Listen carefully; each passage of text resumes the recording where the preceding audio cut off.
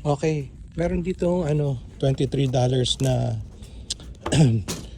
Nike na tawag dito Air Max 1 size 10 ka $24 plus tax. Sayang to mga to, kala ko mga Crocs, mga tawag dito Birkenstock pero ibang brand. May mga Crocs, Akato, wala eh. Tapos may mga New Balance yan, may Red Wing nasa safety shoes pero hindi maganda eh. So may mga iba pa dyan.